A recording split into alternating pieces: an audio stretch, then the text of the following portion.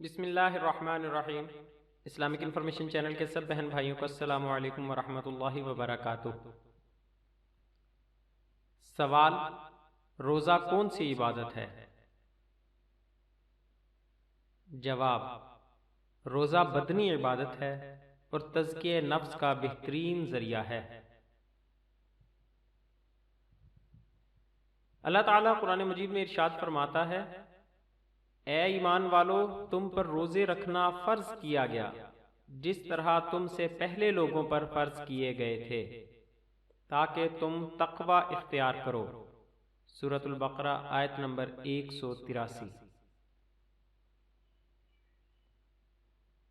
حضرت ابو ہریرہ رضی اللہ عنہ کہتے ہیں کہ رسول اللہ صلی اللہ علیہ وآلہ وسلم نے فرمایا: ہر چیز کی زکوٰۃ ہے اور بدن کی زکوٰۃ روزہ ہے۔ محرز کی روایت میں اتنا اضافہ ہے: رسول اللہ صلی اللہ علیہ وآلہ وسلم نے فرمایا: روزہ آدھا صبر ہے۔ سنن ابن ماجہ کتاب الصیام حدیث نمبر 1745۔ روزہ ایک مخفی اور خاموش عبادت ہے جو نمود و نمائش سے پاک ہے۔ روزہ دار کے بارے میں حضور نبی اکرم صلی اللہ علیہ وآلہ وسلم نے فرمایا کہ جس نے اللہ تعالیٰ کے راستے میں ایک دن بھی روزہ رکھا، اللہ تعالیٰ اسے جہنم سے 70 سال کی مسافت کی دوری تک دور کر دے گا۔ صحیح بخاری حدیث نمبر 2840۔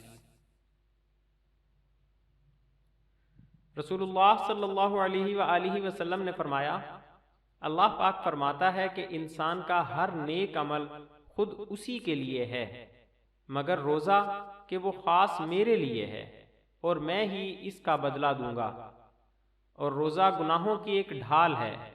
اگر کوئی روزے سے ہو تو اسے فحش گوئی نہ کرنی چاہیے اور نہ شور مچائے۔ اگر کوئی شخص اس کو گالی دے یا لڑنا چاہے تو اس کا جواب صرف یہ ہو کہ میں ایک روزہ دار آدمی ہوں۔ اس ذات کی قسم جس کے ہاتھ میں محمد صلی اللہ علیہ وآلہ وسلم کی جان ہے، روزہ دار کے منہ کی بو اللہ تعالیٰ کے نزدیک مشک کی خوشبو سے بھی زیادہ بہتر ہے۔ روزہ دار کو دو خوشیاں حاصل ہوں گی، ایک تو جب وہ افطار کرتا ہے تو خوش ہوتا ہے، اور دوسرے جب وہ اپنے رب سے ملاقات کرے گا تو اپنے روزے کا ثواب پا کر خوش ہوگا۔ صحیح بخاری حدیث نمبر 1904۔ مزید اسلامی معلومات کے لیے ہمارے چینل کو سبسکرائب کریں اور ہماری ویڈیوز کو لائک اور شیئر ضرور کریں۔ شکریہ، جزاک اللہ خیرہ۔